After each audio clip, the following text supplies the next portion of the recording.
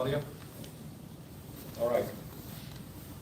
11 days ago, an act of violence and evil occurred where an individual believed to be Joseph Couch opened fire on Interstate 75 with the intent to kill as many people as possible.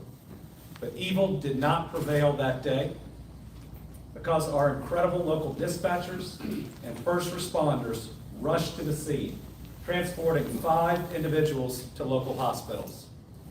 There, our healthcare heroes took action and they saved lives.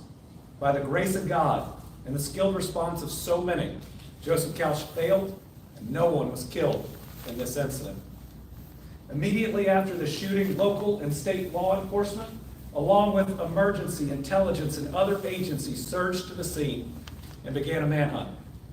A command post was quickly established on the eastern side of the interstate, and initial sweeps of the area were conducted. The initial investigation identified a lone subject. It located an abandoned assault rifle, ammunition, and a vehicle that was located with camping gear and other evidence. After the initial sweep did not locate the subject, a more formal command post was established. The post included federal, state, and local agencies. Commissioner Burnett is going to recognize each of them here today. We are grateful for every single one of them. Your work has been significant, it's been important, and we appreciate each and every agency that's participated. Hundreds of law enforcement officers were at the scene and have participated in the manhunt. KSP used FLIR technology to pick up heat signatures, while ground teams searched parts of the dense forest. Black Hawk helicopters were used to see through the canopy and to get better views. Drone technology was also used, as well as 4 types of canine units. Ground teams were assisted by ATVs and UTVs to help with the search, and to date, I believe the number is 28,000 acres of forest have been searched. During all these activities, cameras were placed across the forest to detect movement. Those are being monitored up to and including today. While the manhunt continued, 2 other missions were being carried out. First, law enforcement was following up and pursuing any local leads about the gunman's location, including any tip that would suggest he was mobile or outside of the forest.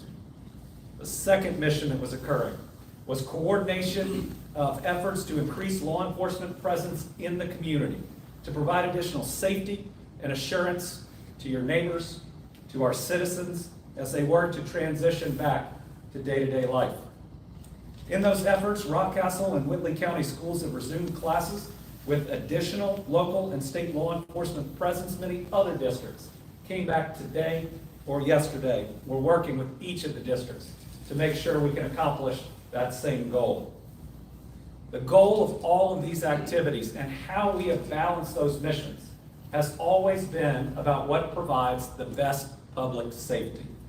In the beginning, the best way to provide safety was to locate most of our assets in the manhunt, hoping to find him to neutralize the threat.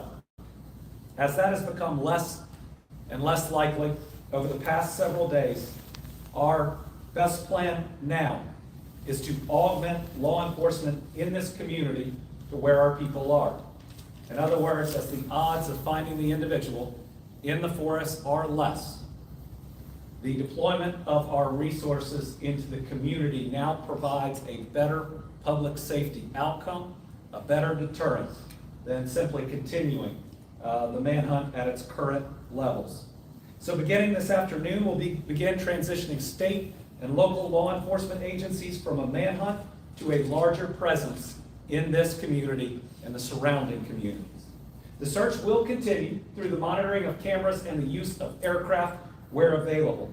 And again, these groups behind me will continue to follow up all credible leads about his whereabouts and continue to investigate all of them. In other words, all 3 missions will continue. But today we're announcing that we are reallocating resources because we believe it is necessary. Let me show you how to make your video